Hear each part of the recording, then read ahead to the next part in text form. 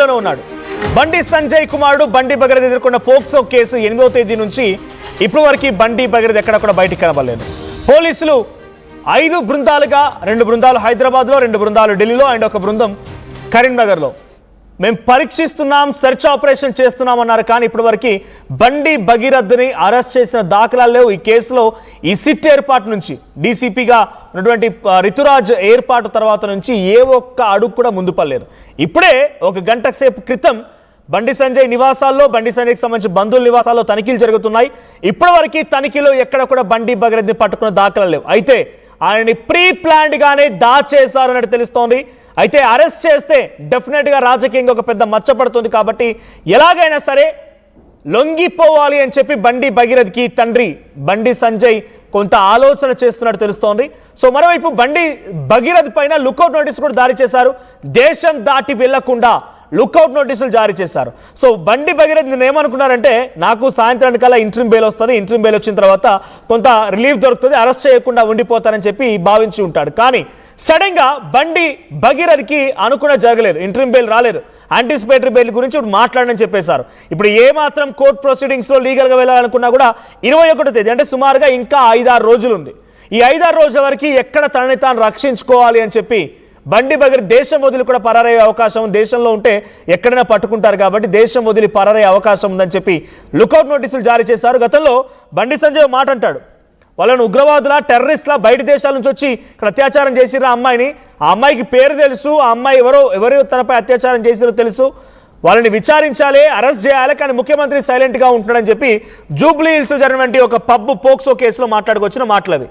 మరి ఇప్పుడు బండి భగీరథ్ వేరే దేశం నుంచి రాలేదు, వేరే దేశానికి పారిపోలేదు, ఇక్కడిక్కడే ఉన్నాడు. కాబట్టి బండి భగీరథని స్వయంగా మీరే తీసుకొచ్చి పోలీసు ఏట లొంగిపోమని చెప్పండి అని ముఖ్యమంత్రి రేవంత్ రెడ్డి కూడా ఒక కాన్క్లేవ్ లో మాట్లాడుకొచ్చారు. సో బంజారాహిల్స్ లోని బండి సంజయ్ ఇంట్లో కూడా తనిఖీలు జరుగుతున్నాయి. బండి భగీరథ్ పైన పోక్సో కేసు నమోదైనటువంటి దాదాపుగా వారం రోజులైనా ఇంతవరకు ఎక్కడున్నాడో కూడా తెలియదు. సో లొంగిపోబోతున్నాడు ఆయనే తనంతట తాను స్వయంగా వచ్చి అని చెప్పినట్టుగా ప్రచారం జరుగుతోంది. అయితే పేట్ బషీర్బాగ్ పోలీస్ స్టేషన్ దగ్గర కొంత హైటెన్షన్ వాతావరణం ఉంది. పేట్ బషీర్బాగ్ పోలీస్ స్టేషన్ నుంచి ప్రతినిధి నిర్మల సిద్ధంగా ఉన్నారు. నిర్మల, ఎటువంటి సిచ్యువేషన్ ఉంది పేట్ బషీర్బాగ్ పోలీస్ స్టేషన్ దగ్గర? ఎటువంటి సిచ్యువేషన్ ఉంది? పోలీస్ బందోబస్తు ఎలా ఉంది? సో పోలీసులు తనిఖీలు చేస్తున్నారు పలు ప్రాంతాల్లో, బండి సంజయ్ నివాసాల్లో, బండి సంజయ్ బంధువుల నివాసాల్లో. సో ఇప్పుడు డైరెక్ట్ గా తనే లొంగిపోబోతున్నాడు అనేటువంటి ప్రచారం కూడా జోరందుకుంది. మనకు ఇన్ఫర్మేషన్ ప్రకారంగా దాదాపుగా లొంగిపోతాడా ఆయనే తనంతట తానే వచ్చని చెప్పినట్టుగా అంటూ ఉన్నారు. సో పేట్ బషీర్బాగ్ పోలీస్ స్టేషన్ దగ్గర ఎటువంటి సిచ్యువేషన్ ఉంది? అప్డేట్స్ ఏంటి?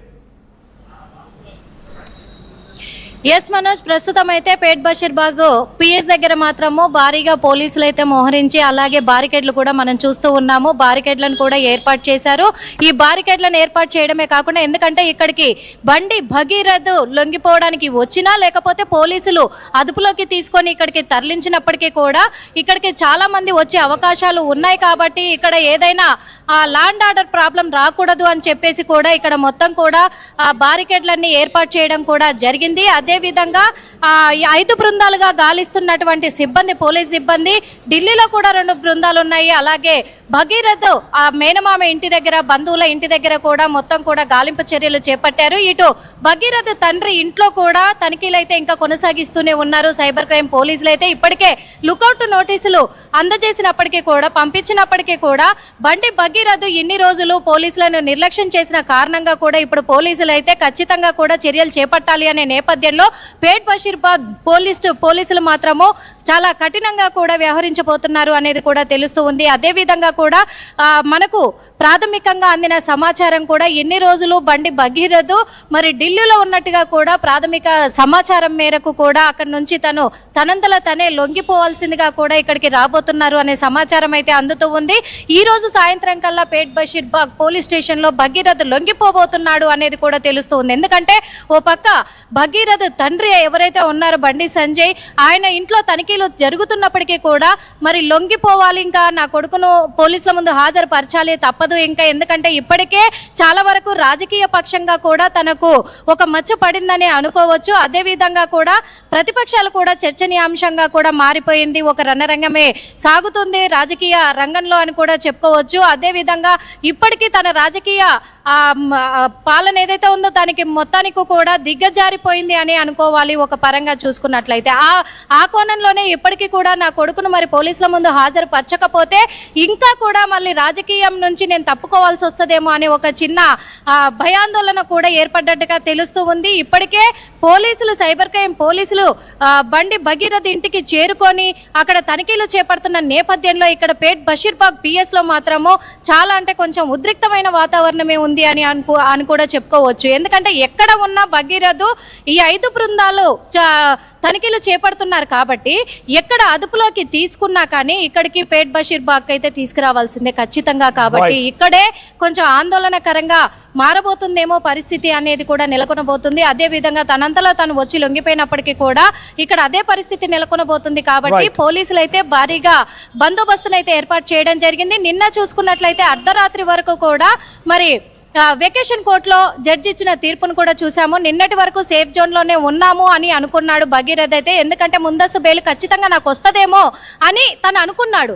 అలాంటిది ముందస్తు బెయిల్ 21వ తారీఖు కూడా వాయిదా వేయడం జరిగింది. 21వ తారీఖు ఇంకా 5 రోజులు ఉంది. అదే విధంగా కూడా జడ్జి ఒక స్టేట్మెంట్ ఇవ్వడం జరిగింది.